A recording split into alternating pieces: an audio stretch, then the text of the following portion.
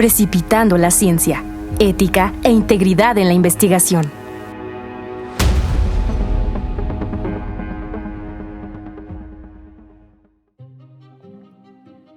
Siempre he pensado que existen dos tipos de personas, aquellas que prefieren el camino duro pero honesto y otras a las que simplemente les gustan los atajos.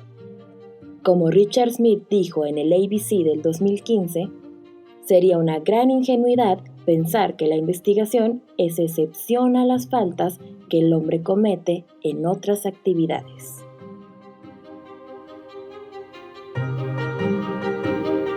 Hola, ¿qué tal? Mi nombre es Itzel Borunda y es un placer tenerte de vuelta en Precipitando la Ciencia, un podcast que te dejará algo que pensar. Para la entrega del día de hoy, he preparado uno de los fraudes científicos más grandes de España, donde un investigador, motivado por una u otra razón, decide tomar un atajo para subir a la cumbre, pasando por encima de aquellos que eligieron el duro y largo camino del trabajo honrado. Te invito a que te quedes para conocer el lado sucio de la investigación con la historia de Jesús Ángel Lemus Luarte. Comenzamos. Antes de entrar de lleno con la historia de este investigador, hablemos un poco sobre las generalidades de la divulgación científica. Dedicarse a la ciencia no es una labor sencilla. De hecho, publicar nuevos hallazgos es una labor extenuante que puede tomar años. Todo científico sueña con tener una gran publicación en una revista de renombre internacional y muchos harían cualquier cosa para lograrlo. Normalmente, una publicación con evidencia novedosa y única se reconoce como algo original. No obstante, antes de ver la luz del día, todo artículo científico original pasa por un laborioso proceso de revisión, edición, corrección, adecuación y selección.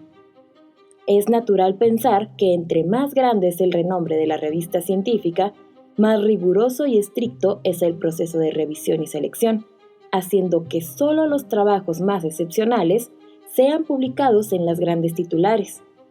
Para ponerlo en perspectiva, desde el momento en que un científico termina su trabajo en el laboratorio, este pasará varios meses trabajando desde su computadora, confeccionando a la medida un documento preciso y directo que relate completamente qué fue lo que hizo, para qué lo hizo y qué descubrió. Este documento se conoce como manuscrito original y una vez completado puede ser enviado a las revistas científicas de diverso renombre. Uno de los indicadores más populares del prestigio o visibilidad de una revista científica es el factor de impacto, el cual es un número que puede ir desde los decimales hasta los cientos, donde entre más grande sea el número, más gordo es el pez. El significado del factor de impacto es sencillo de comprender. Este nos dice el promedio de citas que tiene cada artículo durante un año. Es decir, una revista con un factor de impacto de 3 implica que sus artículos son citados en promedio 3 veces al año. Por otro lado, una revista de 94 nos diría que en promedio sus artículos son citados 94 veces anualmente. Cuando un científico envía su manuscrito original, este es canalizado a 3 o 5 revisores considerados expertos en el área, que además son ciegos, pero no me refiero al tipo de ciego que seguramente te estás imaginando, sino que ningún revisor conoce o es amigo del autor y viceversa. Esto significa que solo los trabajos bien hechos pasan el escrutinio de los revisores y más aún pueden pasar hasta 3 rounds de revisión si es que no se logra el consenso de la mayoría de los revisores.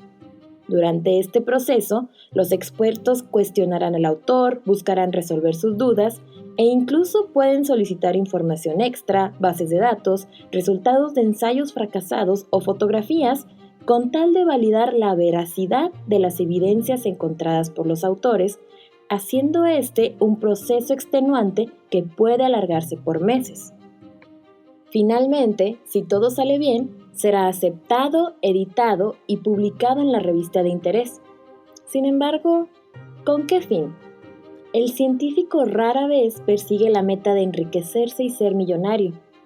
Lo que suele buscar es el reconocimiento y los aplausos de sus colegas. Esta meta puede llegar a ser embriagante y eventualmente crear una tentación que termina torciendo la moral de muchos con tal de sentirse reconocidos y aclamados. Así fue el caso de Jesús Ángel Lemus Luarte. Originario de España, Jesús Lemus nació alrededor de 1974. Se licenció en veterinaria por la Universidad Complutense de Madrid en 2003 con más de 30 años, donde también obtuvo el grado de doctor. En 2007 fue contratado en la Estación Biológica de Doñana, dependiente del Consejo Superior de Investigaciones Científicas, también conocido como CSIC, a través de una beca postdoctoral. Lemus era bastante conocido en la facultad. De hecho, sus compañeros lo describían como alguien muy inteligente, pero que disfrutaba más del campo y los animales que de estudiar. Fue por esto que le costó tanto trabajo licenciarse en veterinaria. En la facultad pasó años y años colaborando con departamentos y ocasionalmente dando clases prácticas. Además, colaboró con el Grupo de Rehabilitación de la Fauna Autóctona y su hábitat. Finalmente, realizó sus prácticas en alguna clínica veterinaria. Su carrera como investigador no es fácil de reconstruir. Esto es principalmente porque su currículum, publicado en la web del Museo Nacional de Ciencias Naturales, incluía estudios inexistentes. Además, otros compañeros que trabajaron con él mencionan que Lemus era listo y tenía mucha labia, pero que nunca era claro. Siempre estaba escondiendo algo. En 2006 publicaría su primer artículo científico junto a Guillermo Blanco, que fue el director de su tesis de licenciatura, y Javier Grande, que aparece como investigador del Instituto de Investigación de Recursos Genéticos, también parte del CSIC. El problema es que Javier Grande, hasta el día de hoy, es un fantasma. Nadie lo conoce y no consta en ninguna base de datos del CSIC, ni siquiera como investigador temporal. Aquí es donde comienza la serie de publicaciones científicas de Lemus. Lemus trabajó en el Museo Nacional de Ciencias Naturales del CSIC como becario predoctoral y en 2010 llegó a leer una tesis sobre enfermedades emergentes y residuos de fármacos en aves salvajes. Tras la gripe aviar, Lemus se posicionó en el campo de los virus y bacterias en aves, que eran un foco creciente de preocupación para la salud pública, sin dejar de lado que también existía dinero e interés de por medio. En junio de ese mismo año, recibiría una generosa beca por parte de una junta de ampliación de estudios del CSIC, la cual consistía en recibir durante 3 años un sueldo de 28.902 euros brutos anuales según la convocatoria, que si lo convertimos a pesos mexicanos en aquellos años, estamos hablando de unos 38,000 pesos al mes. Posteriormente, Lemus fue trasladado a la Estación Biológica de Doñana, donde consiguió la mejor puntuación de las 4 plazas. Lemus continuó publicando y enriqueciendo su currículum. Publicó en la PLOS ONE y hasta en Science, nada que ver con aquellas revistas de segunda fila con las que soñaba publicar en el pasado. Lemus era muy eficaz. Si le dabas muestras de aves para analizar patógenos o antibióticos, siempre estaban a tiempo y lo mejor es que siempre había un resultado publicable, contó un científico del sector. Tanto así que encontró restos del virus del Nilo Occidental en un 40% de las aves analizadas en Marruecos. Lo sorprendente era que en el Instituto de Salud Carlos III, que en aquel entonces coordinaba un estudio europeo sobre esta enfermedad, no se había conseguido encontrar más que anticuerpos, según lo explica Antonio Tenorio, coordinador de este centro de referencia. Tenorio pidió las muestras para cotejar los resultados y para ello argumentó que el tema no es de gran interés para una publicación científica, pero sí lo es para la salud pública. Tenorio señalaba que estos resultados o eran errores de secuenciación o sería una cepa muy extraña. Y aunque algunos del grupo de investigación propusieron ceder estas muestras, Lemus y Blanco se negaron rotundamente, argumentando que en su momento Lemus había acudido al Carlos III para proponer una colaboración y lo habían recibido con un trato muy poco amable. Las alarmas saltaron definitivamente en 2011 cuando unas muestras analizadas por Lemus mostraron que casi la mitad de las cotorras de Barcelona estaban infectadas con la bacteria causante de la citacosis, la cual es una enfermedad infecciosa conocida como la fiebre del loro. Esta puede ser transmitida al hombre a través de loros, pavos o palomas, ocasionando una serie de síntomas como fiebre, dolor de cabeza, escalofríos y en algunos casos neumonía. Esta puede agravarse y provocar la muerte, especialmente en personas mayores que no reciban tratamiento, lo cual suponía un gran riesgo para la población en general.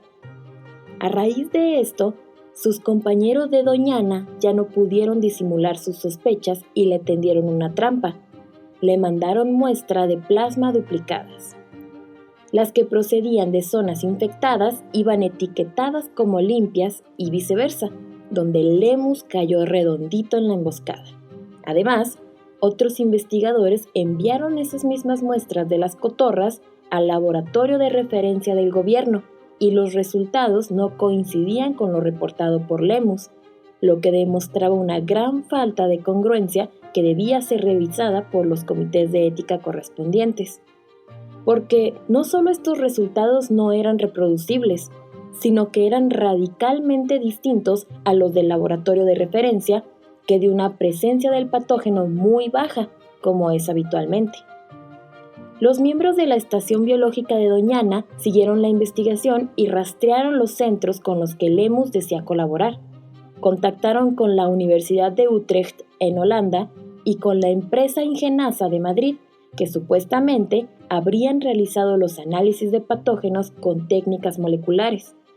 El centro de Utrecht negó la existencia del científico que supuestamente le ayudaba a Lemus, y en la empresa de Madrid, aunque conocían al investigador, afirmaron que no habían trabajado para él. En octubre del 2011, los responsables de Lemus se reunieron con él para comunicarle las dudas sobre sus trabajos y darle un plazo para defender su posición. Este negó las acusaciones y su respuesta posterior fueron evasivas. Dejó de contestar al teléfono, de responder correos electrónicos y finalmente, en 2011, en diciembre, la cúpula de la Estación Biológica de Doñana, su mentor, la persona que tutelaba su estancia y varios compañeros denunciaron el caso al Comité de Ética del CSIC, iniciando una investigación exhaustiva del caso de Lemus.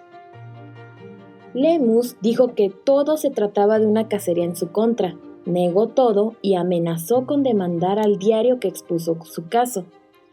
Aunque sí admitió que en el CSIC existía mucha presión por publicar. Cuando se le preguntó por Javier Grande, contestó que le hicieran esa pregunta a Guillermo Blanco, quien, recordemos, fue su director de tesis y es el investigador del CSIC que más ha firmado con Lemus, apareciendo como autor principal en un estudio donde solo firmaban él, Lemus y Grande. El diario intentó contactarse con Blanco sin éxito y Lemus tardó mucho en entrevistarse con los comités de ética. En junio del 2012, con la investigación inconclusa, el CSIC decidió no renovar el contrato del investigador tras recibir un informe negativo por parte de sus supervisores. Un mes después, el comité de ética presentaría sus resultados, concluyendo que Lemus mintió o erró en 24 trabajos publicados en 17 revistas científicas, con los cuales el presidente del comité ya había contactado para informar del asunto. El informe consideró los 36 estudios publicados por Lemus entre 2007 y 2011. En el mismo, también se pedía a los coautores de las publicaciones, que, según el informe, no cometieron errores ni conocían las intenciones de Lemus, que hicieran contacto con las revistas en cuestión para corregir o retirar los trabajos. Actualmente, la base de datos Retraction Watch incluye 13 artículos retirados en los que Lemus aparece como autor o coautor, uno con expresión de preocupación y otro como corregido. Aunque en toda la historia solo Lemus apareció como inculpado, algunas personas creen o señalan que Lemus simplemente fue un chivo expiatorio y que los investigadores principales de su equipo estaban perfectamente al tanto de estas irregulares, pero claro, encantados de estar publicando en revistas de alto impacto. Hasta la fecha, no se ha profundizado nada respecto a la responsabilidad de Guillermo Blanco, y de hecho todavía perfila como investigador asociado al CCIC. Esto nos habla de la corrupción detrás de esta institución, porque ¿cómo es posible que no se haya dado cuenta esta persona que colaboraba tan de la mano con Lemus que se trataban de datos falsos durante años? No sé, ¿tú qué opinas? Miguel Delibes, investigador de la EBD, hace una reflexión sobre cómo puede llegar a ocurrir algo así, afirmando que la ciencia ha dejado de ser lo que era. Antes todos los autores eran responsables de un artículo, pero ahora se publican artículos con 30 autores que no se conocen más que por correo electrónico. Explica que hay engaños muy difíciles de detectar. A mí me mandan de Argentina unas imágenes de satélite o de laboratorio unos alelos de nutrias que sé analizar. Pero si lo que me mandan está mal, no hay forma de darme cuenta. Definitivamente es algo que vale la pena meditar y que va muy de la mano con lo que hablábamos en el episodio anterior de las células Gila, sobre que es parte fundamental del investigador involucrado en el proyecto verificar que todo lo que se hace y se manda a publicar está hecho de la mejor manera, con la mejor calidad y sobre todo que se trabaja con personas de confianza, pues al final del día es la reputación del investigador la que se pone sobre la mesa. Si estás interesado en dedicarte a esta área, recuerda aquel refrán que dice: dime con quién andas y te diré quién eres. Si te gustó este episodio, te invito a que nos sigas en redes sociales. Nos puedes encontrar en Instagram como @cooks_udg y en Facebook como cooksudg.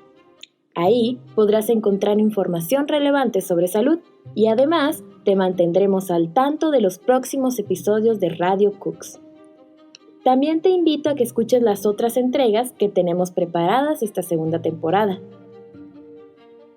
Con esto me despido y nos estaremos escuchando en el próximo episodio, donde hablaremos nuevamente sobre la violación de los derechos humanos en nombre de la ciencia.